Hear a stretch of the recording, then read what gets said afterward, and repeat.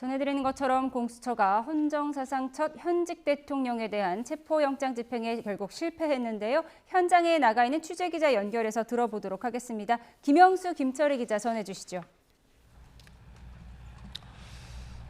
네, 고위공직자범죄수사처에서 관련 소식 이어서 전해드리겠습니다. 윤석열 대통령에 대한 체포영장 집행 오후 1시 반쯤 일단 무산이 됐습니다. 공조수사본부는 현장 인원의 안전이 우려된다면서 체포영장 집행을 중지한다는 공지를 보냈습니다. 그리고 법에 의한 절차에 응하지 않은 피의자의 태도에 심히 유감을 표한다고 했습니다. 또 향후 조치는 검토 후에 결정하겠다라는 설명까지 덧붙였습니다. 관련해서 오후에 공수처 브리핑이 있었습니다. 백브리핑 내용은 김철희 기자가 한번 정리해 주시죠. 네, 공수처 대변인이 직접 브리핑에 나서서 기자들에게 당시 상황을 조금 더 자세하게 설명을 했습니다. 관저 200m 이내까지는 접근을 했다고 밝혔는데요. 다만 버스나 승용차까지 동원을 해서 10대 이상이 길을 막고 있었다고 전했습니다. 경호처나 군인들까지 포함해서 전체적인 숫자가 200여 명 정도가 됐고, 이 인원들이 팔짱을 끼고 일종의 스크럼을 짜면서 진입을 막았다고 또 설명을 했습니다. 공수처 인원과 경찰 인원을 포함 다 합쳐도 100명 정도에 그쳤기 때문에 절대적인 숫자가 부족했다는 설명이고요. 하지만 최종적으로는 검사 3명만 관저 앞 철문까지 진입을 했고, 거기서 변호인 2명과 만났다고 설명을 했습니다. 여기서 영장을 집행하겠다면서 영장을 제시를 했는데, 변호인도 기존 입장을 되풀이하면서 진입을 허가하지 않았다고 합니다. 기존 입장은 공수처에는 수사권이 없기 때문에 부당한 영장 집행이다, 이런 취지로 주장을 한 것으로 보이고요. 다만 변호인들이 조속한 시일 내에 선임계를 내겠다고 했고, 절차 협의하겠다는 말을 했다고도 전했습니다. 현실적으로 집행하기 어려웠기 때문에, 특히나 안전에 대한 우려가 컸기 때문에 우선은 퇴각을 했다고 전했습니다. 저지선이 전체적으로 3겹이 쌓여 있었다는 게 공수처 측 설명인데요. 1차적으로는 저희가 봤었던 그 문 앞에 있는 철문이 되겠고요. 그곳을 넘어서서도 또 다른 저지선이 있었다고 전했습니다. 먼저 첫 번째 저지선 같은 경우에는 경호처 직원들이 50명 정도가 배치가 됐고, 여기에 경호처 차장이 나와서 경호법에 따라서 경호하겠다고 언급을 했다고 전했습니다. 이후에 다시 올라갔더니 버스 한 대가 더 있었고, 언덕을 올라가는 길이 막혀 있어서 어쩔 수 없이 산길로 우회해서 들어갔어야 했다고 설명을 했습니다. 1차 철문을 열고 들어갔을 때 버스가 있었다는 건데요. 이후에도 아까 말씀드렸던 것처럼 3차 저지선, 그러니까 차량과 버스가 뒤엉켜서 10여 대가 또다시 스크럼을 짜고 있었다고 상황을 전했습니다. 네, 종합을 해보면 공수처 관계자의 상황 설명을 종합을 해보면 총 3개 정도의 저지선이 있었던 걸로 보이고요. 그중에 2개는 뚫고 들어갔고, 마지막에 있던 저지선은 차량이 10여 대가 있었고, 또 경호처 직원들로 구성된 한 200여 명 정도 되는 사람들이 팔짱을 끼고 막고 있었다. 그러니까 아예 도로를 지나갈 수 없게끔 막고 있었다는 거고요. 그때 검사 3명만 관저 앞으로 가서 변호인 2명을 만났다는 겁니다. 이 변호인 2명은 아마 윤갑근 변호사 그리고 김웅일 전 방통위원장을 얘기하는 걸로 보입니다. 여기서 어떤 협의 과정이 있긴 했는데 둘 다 이견을 좁히지 못하고 다시 돌아온 걸로 보입니다. 오늘 이 체포영장을 집행하는 과정에서 일종의 몸싸움이 있었던 걸로 보입니다. 공조수사본부가 오늘 체포영장 집행 과정에 있었던 몸싸움에 대해서 그리고 체포영장 집행을 저지한 것에 대해서 경호처장과 차장에 대해 특수공무집행방해 혐의로 입건했다고 밝혔고요. 또 내일까지 출석을 요구했다고 합니다. 앞서 경찰 특수본이 구체적인 어떤 정황을 공개하기도 했습니다. 경호처의 저지선을 돌파하는 과정에서 몸싸움이 있었고, 그 체포영장 집행을 막는 사람들이 군병력이라고 확인했습니다. 이 군병력은 육군 수방사라고 특정을 했고요. 체포영장 집행을 방해했다라고 말했습니다.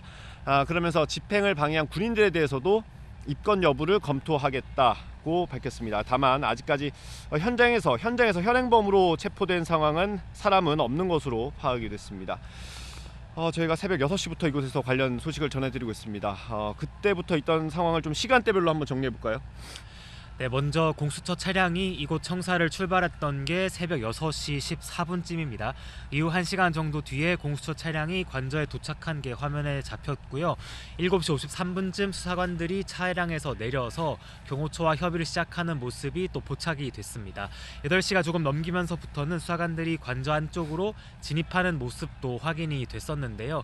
공수처가 바로 이때 체포영장 집행 사실을 공식적으로 알렸습니다. 당시 시각이 아침 8시 3분쯤이었고요. 말씀드렸던 것처럼 3중 방어선이 있었기 때문에 버스 등으로 구축한 1차 저지선을 통과한 뒤에도 2차 저지선에 도달했던 시간이 오전 9시 50분쯤이 되겠습니다. 이후에 관저 앞까지 최종 진입을 했지만 3차 저지선이 있었고 말씀드렸던 것처럼 검사 3명이 최종적으로 철문 앞까지 갔지만 안전 문제를 우려해서 철수를 했던 것으로 저희가 말씀을 드렸고요. 이렇게 시간을 따져보면 공수처에서 출발했던 시간으로 따지면 7시간 반 만에 또 집행에 돌입한 지는 5시간 반 만에 공수처가 철수를 하게 된 셈입니다. 네, 여기서 윤석열 대통령의 혐의를 간단히 짚어보겠습니다. 윤 대통령은 내란 혐의를 받고 있습니다. 형법 87조에 나와 있는 거고요. 내란죄 같은 경우는 우두머리, 중요임무 종사, 그리고 관여한 사람까지 3개로 나눠서 처벌하고 있습니다. 우두머리 같은 경우 사형 또는 무기 금고에 처해질 수 있고요. 모의에 참여하거나 중요한 임무를 수행한 경우에는 사형 또는 무기 5년 이상의 징역에 처해질 수 있습니다. 굉장히 중요한 중한 범죄이기 때문에 폭동에 관여만 해도 5년 이하 징역으로 다스리고 있습니다. 윤 대통령은 이 가운데 우두머리 혐의가 체포영장에 적시된 걸로 확인됐습니다. 현직 대통령이 불소추 특권이 있기 때문에 다른 범죄에는 소추를 받지 않지만 내란과 외환 범죄는 제외가 돼 있습니다. 그래서 윤석열 대통령은 지금 현직 대통령임에도 불구하고 이렇게 체포영장이 발부돼서 체포영장 집행 시도가 있는 상황입니다. 오늘 만약에 체포영장이 집행이 됐다면 어떤 과정을 밟게 되는 건지 한번 살펴볼까요? 네, 먼저 인치할 장소가 필요합니다. 인치라는 말이 조금 생소하실 수 있는데 거칠게 설명을 하자면 체포한 인물을 머물게 할 장소를 뜻합니다. 윤 대통령에 대한 체포영장을 보면 인치할 장소로 공수처 또는 체포지 인근 경찰서가 명시됐는데요. 취재해보니까 만약 체포가 이루어졌다면 이곳 공수처로 인치됐을 것으로 보입니다. 조사를 마친 뒤에는 구금할 장소도 필요한데요. 서울구치소로 정해졌습니다. 경기 의왕시에 위치한 서울구치소로 가서 조사를 마친 뒤 대기하게 되는 겁니다. 체포영장이 집행이 정말 시작이 됐다면 48시간 이내에 석방을 할지 아니면 구속영장을 청구할지를 결정했어야 되기 때문에 남은 시간 동안은 이곳 구치소에서 머물렀을 것으로 보이고요. 또 윤 대통령의 조사를 위해서 이곳 공수처 건물 3층에 조사실도 마련이 됐습니다. 일반 검사실 크기로 따로 마련을 했는데 영상 녹화 장비도 준비가 돼 있었습니다. 다만 대통령 동의가 필요한 부분이고 앞서 박근혜 전 대통령은 거부한 바도 있기 때문에 동의를 했어야 아마 영상 녹화가 가능할 것으로 보입니다. 조사실 안쪽에는 윤 대통령과 변호인이 앉고 맞은편에 이대환 부장검사 또 차정현 주임검사가 앉아서 번갈아가면서 조사를 했을 것으로 추정이 됩니다.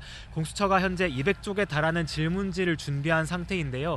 벌써 3번이나 소환 통보를 했었기 때문에 이미 100쪽 정도의 질문지가 준비가 돼 있었고 최근에 김용현 전 국방부 장관이 기소가 되면서 검찰로부터 진술 조서도 넘겨받은 상태입니다. 이후에 더 자료를 보강하면서 현재 질문지가 200쪽 가까이 늘어난 것으로 그렇게 파악이 됩니다. 네, 이제 공조수사본부 입장에서는 다음 단계를 고민해야 하는 상황입니다.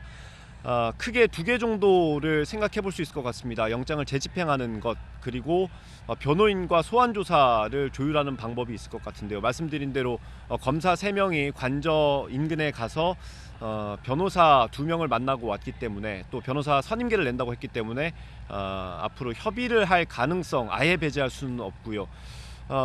이것을 제외하면 내일이나 모레 다시 한번 체포영장을 집행하는 걸 고민해 볼 수 있습니다. 그렇게 되면 경호처의 입장이 바뀌지 않는 한 똑같은 상황이 반복될 것이기 때문에 현장에서 현행범으로 경호처 직원들을 체포할지 이런 것도 검토가 좀 필요한 상황인 것 같습니다.